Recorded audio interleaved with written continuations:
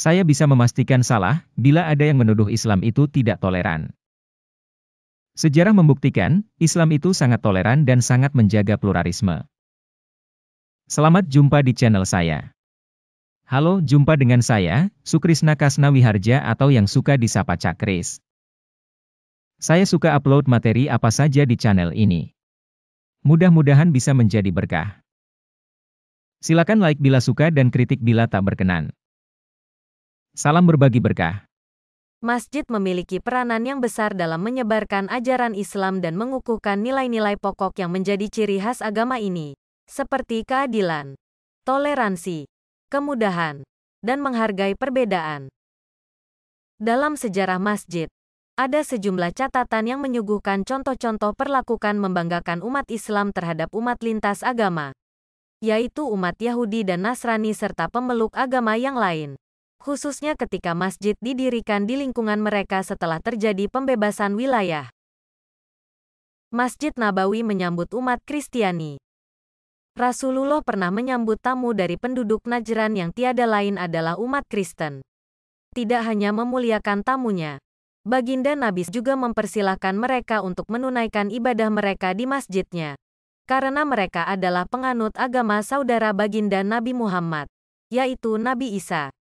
Peristiwa ini terjadi pada tahun para tamu Baginda Nabi Muhammad yang dikenal dengan Amul Wufud. Masjid Cordoba bagi umat Islam dan Kristen. Ibadatan Wasakafatan meriwayatkan bahwa, sebagaimana umat Islam mengunjungi Masjid Cordoba saat ini, umat Nasrani pun dahulu pada era Daulah Umayyah dan seterusnya di Andalusia diizinkan untuk mengunjungi masjid tersebut. Bahkan mereka sering mengadakan majelis ilmu selama bertahun-tahun hingga masjid tersebut menjadi universitas pertama di Eropa. Ketika Masjid Cordoba akan diperluas oleh salah seorang khalifah Muslim, ia berusaha keras untuk mendapatkan keridhaan para penduduk sekitarnya. Profesor Dr. Muhammad Rayab Al-Bayumi rahimahullah menyebutkan bahwa Al-Mansur bin Abi Amir pernah akan menambahi bangunan masjid jami'nya dan ingin mengambil rumah di sebelahnya. Ia pun menyampaikan kepada para tetangga masjid, "Aku ingin membeli rumah kalian untuk keperluan umat Islam dengan harta Allah dan harta mereka. Silakan minta harga sesuka hati kalian." Ketika ada yang meminta harga tertinggi, ia justru tersenyum dan melipat gandakan. Suatu hari ada seorang perempuan yang memiliki rumah di samping masjid dengan pohon kurma. Ia berkata, "Aku tidak akan menerima pengganti kecuali dengan sebuah rumah beserta pohon kurma untuk berteduh dan aku makan buahnya." Sang khalifah justru menimpali, "Aku akan usahakan, meskipun seluruh isi Baitul Mal habis." Dan benar permintaan itu dituruti dengan kemurahan hatinya yang luas. Masjid Hagia Sophia menghargai eksistensi umat Nasrani. Terlepas dari perdebatan absah dan tidaknya eksistensi bangunan Hagia Sophia sebagai masjid, atau kontroversi siasat pemilu Rajab Tayyip Erdogan dengan mengembalikan fungsi Hagia Sophia dari museum menjadi masjid, sejarah pembebasan wilayah tersebut oleh Sultan Muhammad Al-Fatih telah memberikan kebebasan beragama bagi umat Kristen untuk melaksanakan ritual agamanya dengan bebas. Al-Fatih mencontoh apa yang telah dipraktikkan oleh Sayyidina Umar bin Khattab dan Salahuddin Al-Ayyubi saat membebaskan wilayah Palestina. Terkait topik bisa dibaca buku Samahatul Islam karya Umar Abdul Aziz Quraisy.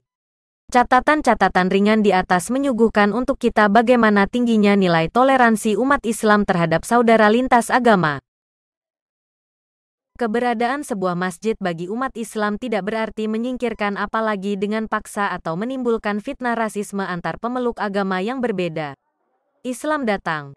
Umat Kristiani dihargai eksistensi dan masyarakat bebas memilih karena agama ini hanya sebatas memberi pilihan, bukan memaksakan.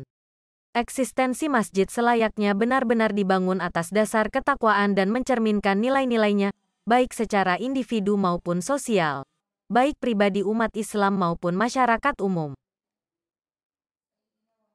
Masjid sebagai tempat tersuci di bumi dan simbol syiar umat Islam tidak selayaknya dijadikan tempat propaganda politik ataupun kepentingan kelompok tertentu.